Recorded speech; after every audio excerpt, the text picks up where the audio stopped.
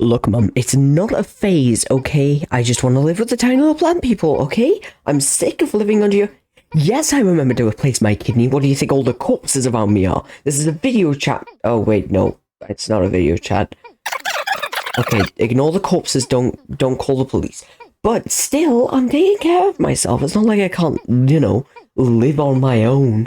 There's no danger out here that's gonna suddenly strike up and kill me. Happening. Oh God! Hi, I'm Gooperson, and you're probably wondering how I got here. Well, to do that, you need to understand the world that I live in. Welcome to Pikmin 3 Deluxe.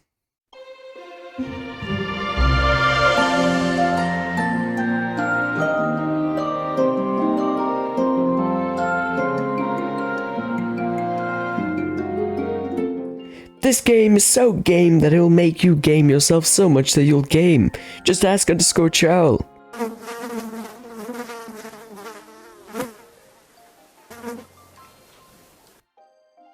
Yeah, listen to that. He loves Pikmin 3 Deluxe, as do I. And while I untangle myself from this possibly lethal situation, why don't we get on and talk about the game itself?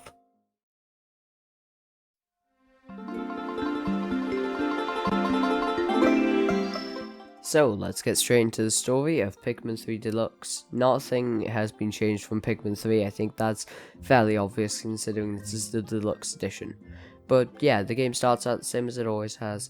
You are introduced to the 3 explorers from the planet Goop and are heading towards PNF 404. Fun fact, that is actually named after Page Not Found 404, and I can't think of a better example as to how just adorable this game's decisions can be. You end up first as Captain Charlie, and you realise, well, I'm kind of stranded. Charlie gets swarmed by yellow Pikmin, but then that's resolved fairly quickly by just blow whistle, throw Pikmin. Well, looks like I learnt the game. You then just swiftly move on to Charlie being absolutely destroyed and probably murdered, and then you see the next captain, Alf. Alf shows up and falls into water, luckily, instead of, dying, and ends up going and finding the red Pikmin, which is the actual first Pikmin of the game, although technically yellow Pikmin would be the first Pikmin.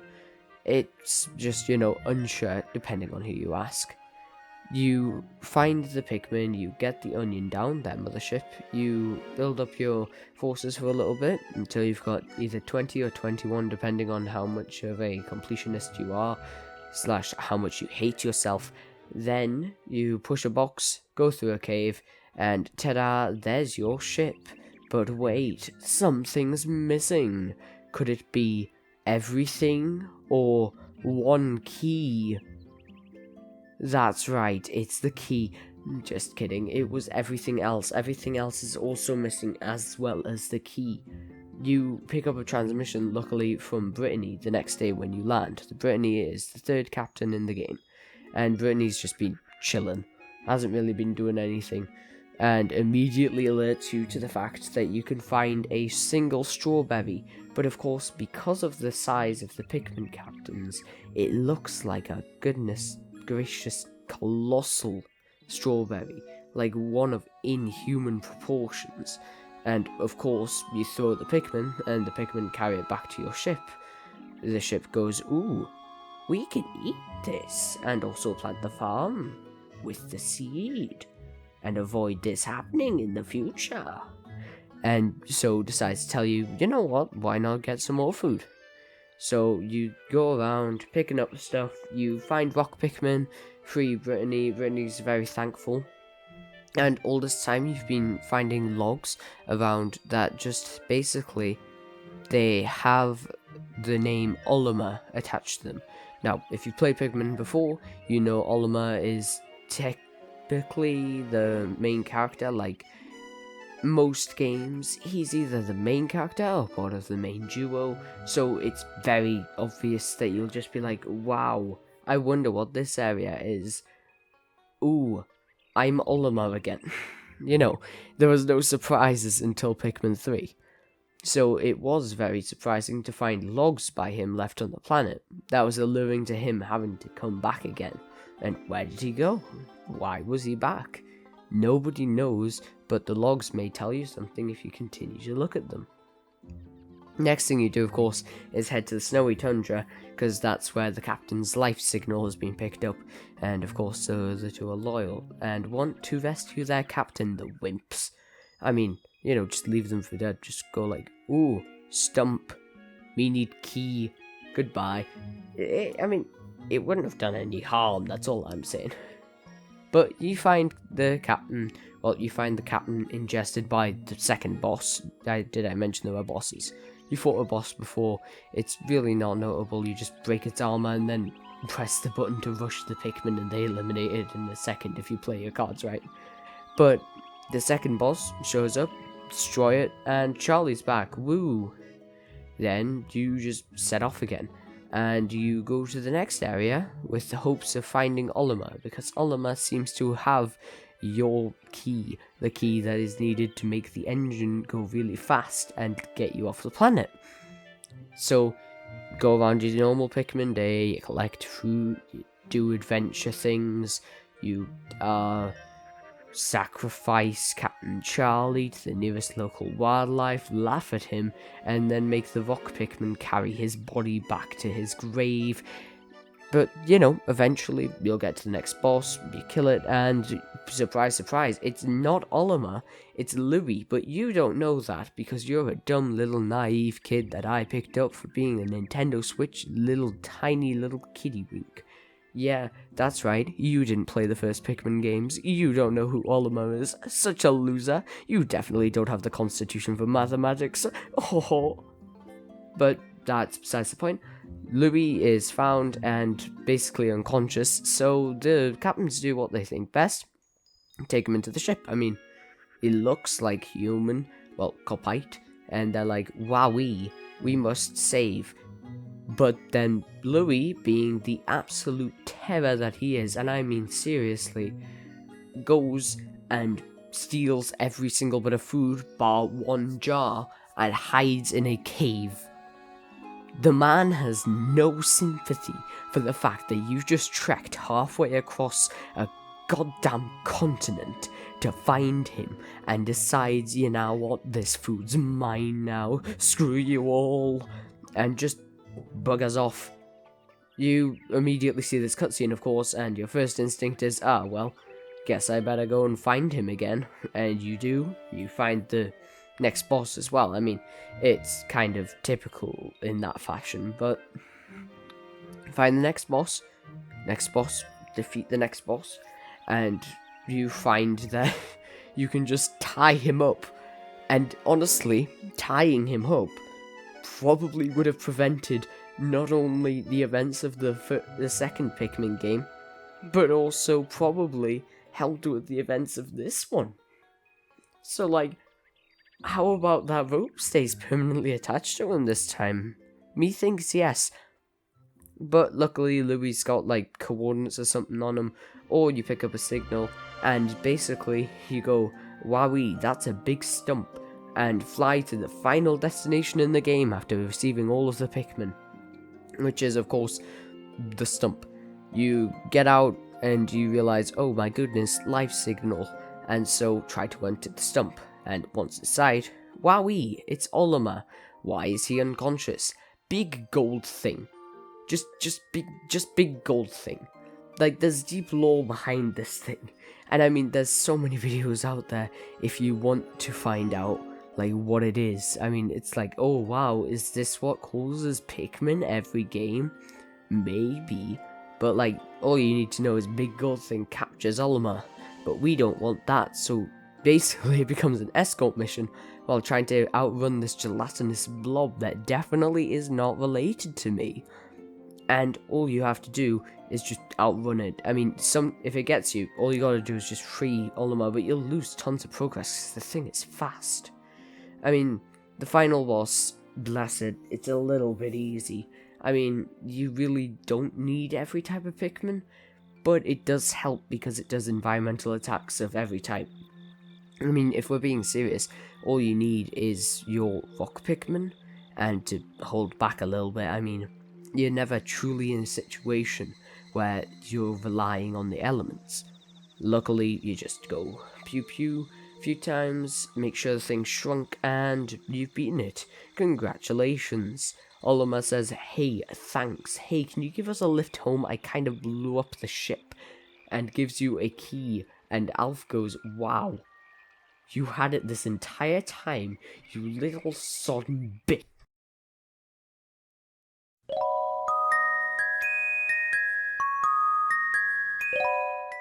The story is, of course, one of the best parts of the game. I mean, I just spent almost 8 minutes rambling about it because of how good it is. The story is, of course, what ties all of the events together. There is no game without a story. But what really shines through is the whole fact that Louis should have just been tied up from the start, and I swear to God, if one more person apologizes for that, as I was saying, the story shows the Pikmin world in such a nice little adaptation, but also you go into the game thinking, oh, cutesy wootsy game, this'll be nice and relaxing, and then realize that you're fighting for your life through hordes of monsters that could easily kill you, but have decided to take pity on you. The story is probably one of the best in the series. I mean, I know people love the original one, and number 2 definitely had a good story, but number 3 seems the most conclusive and well built, instead of just being ship, money, or ship part. I mean, I know there's more to it than that, but I don't care to get into it right now.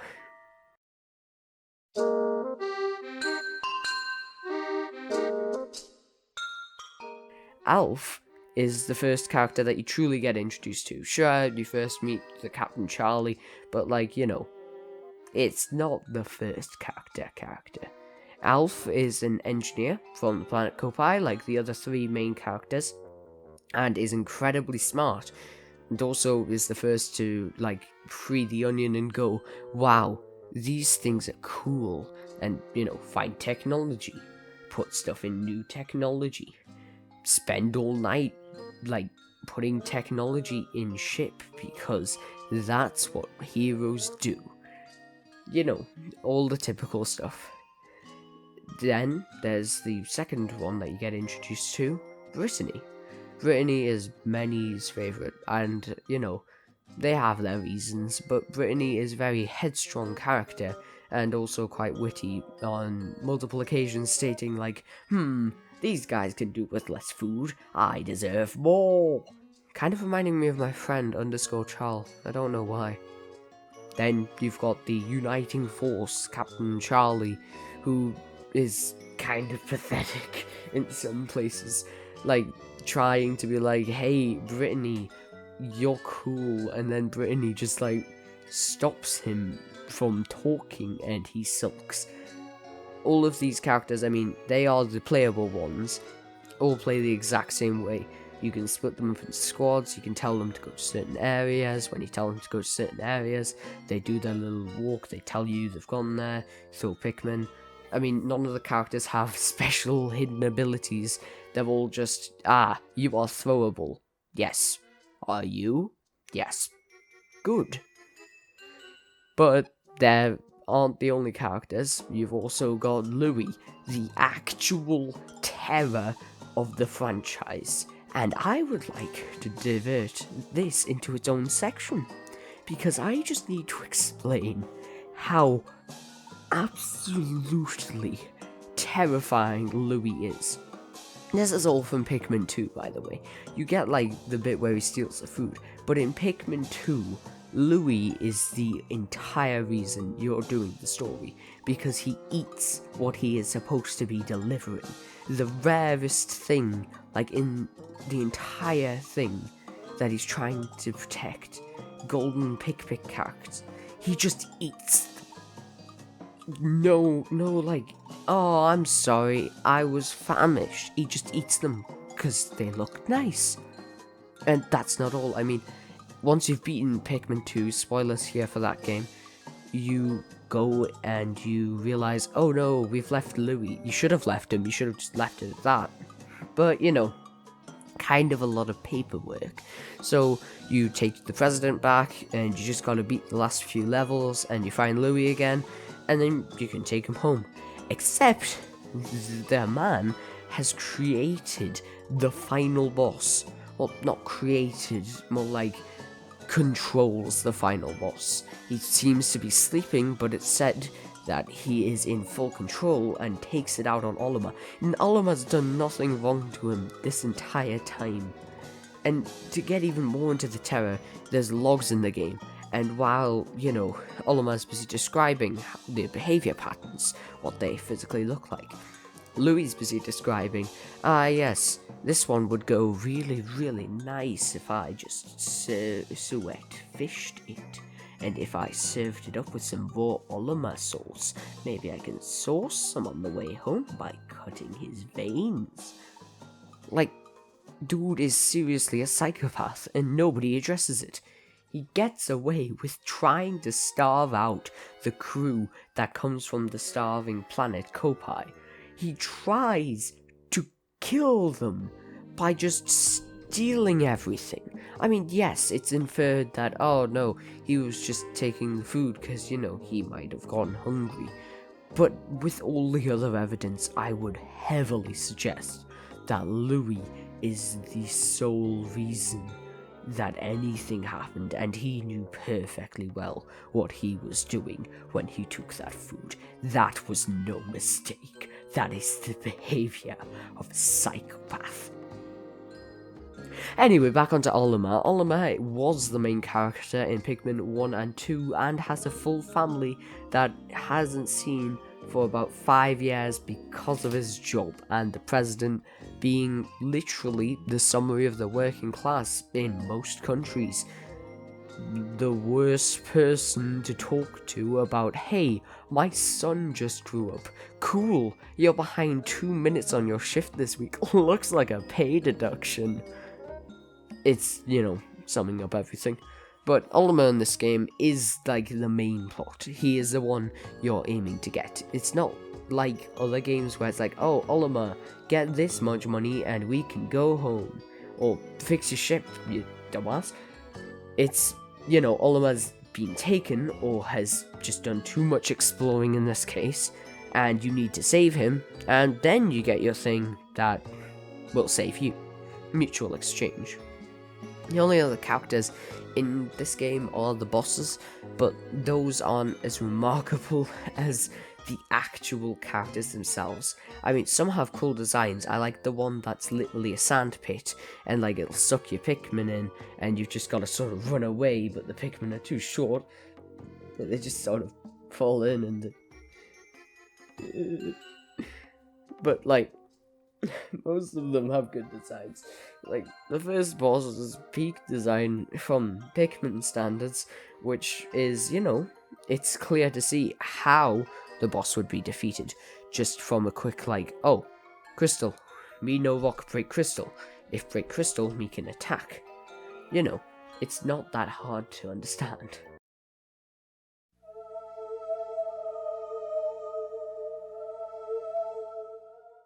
Now let's talk about the actual gameplay loop, which, let's start off with, how do you get Pikmin?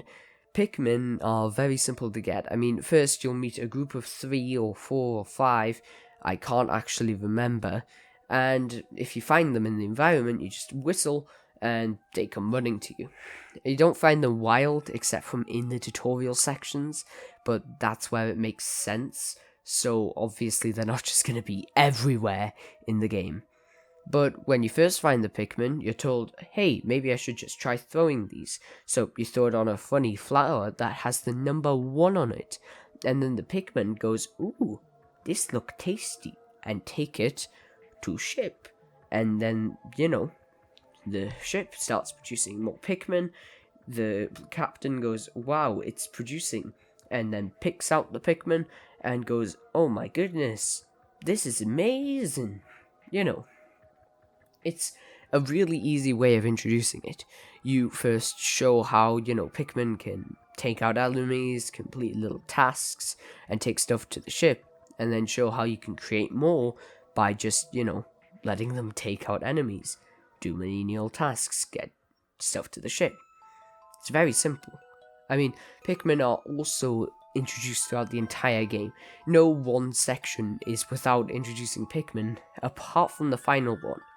And mind, my memory is not greatest when it comes to the actual introduction of Pikmin, because I can remember most of them, but I would like to say that all of them would be a stretch. However, I do know that although you do start with yellow Pikmin, you then immediately switch to starting, quote-unquote, with the red Pikmin with Elf. And then during the first level, you take a little divergence in the path and go, this is interesting, and pick up a rock Pikmin, which can break crystals. And then, using those crystals, you free the other captain. And then, during a rocky descent, which is just an amazing piloting maneuver from Alf, Brittany gets knocked off and realizes, wow, these yellow Pikmin can be electronical, and plugs them into a battery like you do to all small children. It's very safe, I assure you. And, that's how you realize, oh, yellow ones can do this. I mean, they also used to be the only ones that could handle bombs. There was no explanation, it was just like yellow ones are the only ones that can handle bombs. No explanation.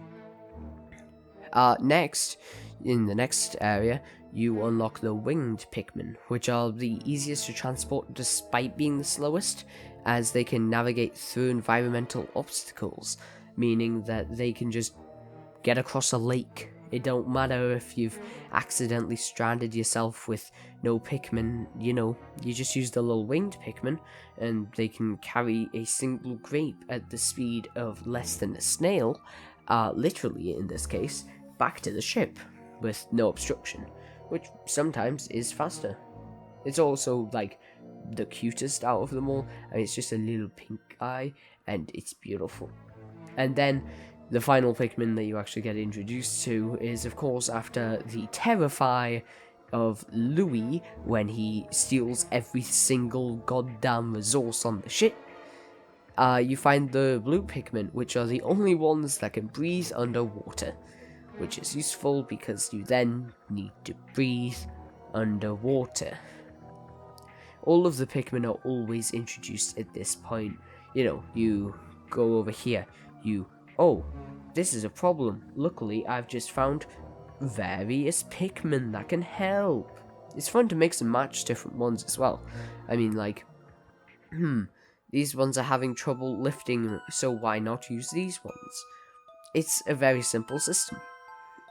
The actual aim of the game, though, is not Pikmin resource collecting, it's finding fruit, because your planet, Kopai, is of course barren of fruit, and need more seeds, need more juices, need more everything. So, the most logical explanation, send planetary drones out to scan planets, and go, this is consumable, and, bring back the seeds. It's very interesting to see, the funny little names that they come up with for different fruits. It really does add that little spark of personality. And finding only certain fruit after defeating a boss is also a nice little touch. It's also a nice little touch the first time that you find grapes, where you just wow, I wonder how many Pikmin can carry this, and then they just pluck it off one by one, because why not? It gets reassembled back at the ship, it don't matter. I mean, a thing that is also really important in this game is when resources get completely dried out. You will get a warning by Brittany if you only have 3 days worth of food left. You'll be told, hey, you kind of need to either leave the planet, or I'm gonna need you to find us more food. We're gonna starve to death.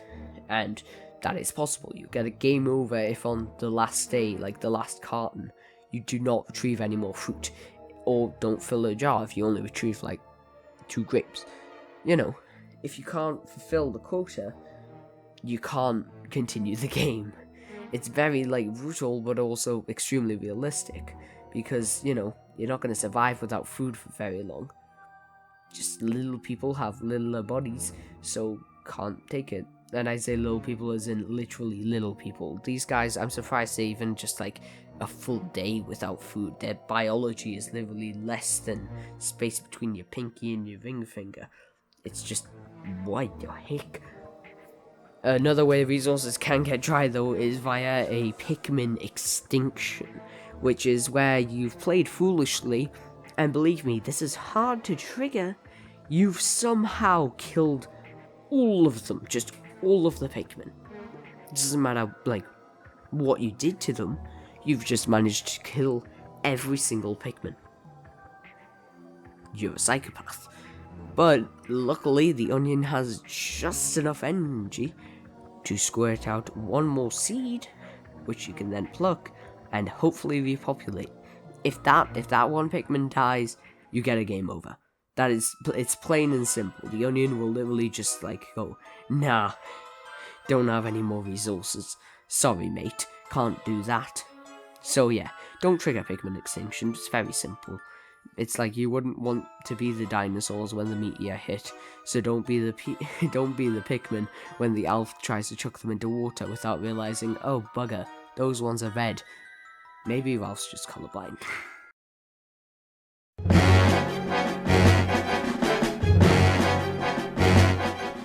There are extras also in this game. I mean, it's the Deluxe edition, so you'd expect they added things instead of just like, wow, let's remaster a game that doesn't need it very much. Well, it does. It came from the Wii U, and nobody played the Wii U. But, you know, the extras are really quite good in this game. You've got Olima's adventure thing, I can't remember the name, where it's pretty much Pikmin 2 but in 3, where you are Oliver and Louie, oh god, and you have to collect money, just anything you can find, collect it, put in Rocket goes, wow, this is worth at least 1 pence, congratulations, and decides that yes, you are worthy of air while flying back to your home planet of Hogodate. You know, it's very nice AI. But there's also the battle mode, just in case you finish Olima's adventure thing, which doesn't take very long. And the battle mode is, one of you is Captain 1, one of you is Captain 2. Find the most fruit. Or, in another battle mode, bingo! Not joking, it's literally you get a bingo card and it's like, okay, whoever makes a line first wins. Deal. Yay! I made a line, you get to starve to death tonight. Aww, not again. It's very, very simple. There's also extras you can fill in, such as the fact that, you know, the game ending actually changes based on how much fruit you got. For instance, if you got the bare minimum amount of fruit to beat the game, you get the ending text says like, Kopai was like initially like good, but then realized, wow, we didn't bring home enough food, and you know, you can infer what happens if a civilization doesn't have enough food. If you get just like anywhere between that and every single piece, it'll tell you, yeah, the Kopaites were pretty happy. I mean, food supply seems to be good, nothing to complain about. But if you get everything, which isn't that hard to do, I mean, even after you've beaten the game, as long as you've got a good enough food supply, you can just go one day back to every single place, because every time that you find a fruit or go near it, it gets marked on the map, so not hard to find. Go there, get the fruit, head back, beat the final boss. And I mean, you beat the final boss, pretty simple. You get this ending, which just reads like, everyone's really happy, the Kopaites will never go hungry again. Congratulations. And that's probably the best it could give you.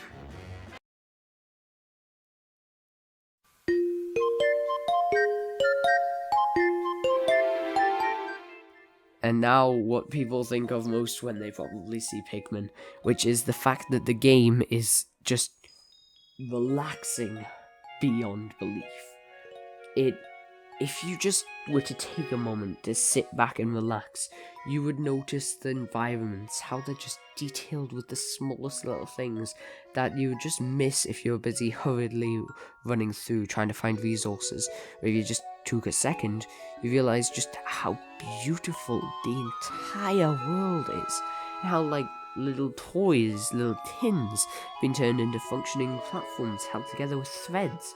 Stuff like that. It all looks so appealing to the eye and just so lovely at the same time. You could take a picture anywhere in this game, bar a few places, i.e. the sand pit, and probably tell someone, yeah, I use that as my phone wallpaper, and they'd be like, yeah, I can see why, it actually looks really nice. Yeah, professional artist made it. Wow, really? No. You know, it also goes hand in hand with the music.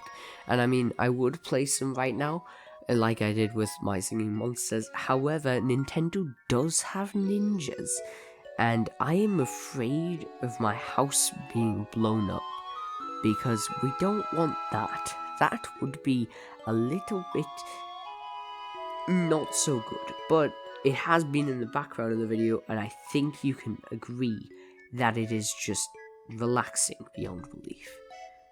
All of the details, all the music, all the environments, it all adds up to just... There's no other way to put it, but just if you take your time with it, which you can, it's pure bliss.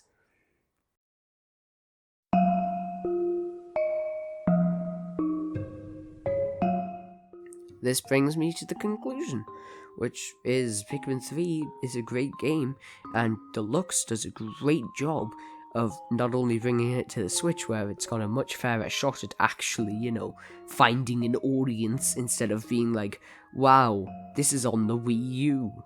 Who are you again? The one person who owns a Wii.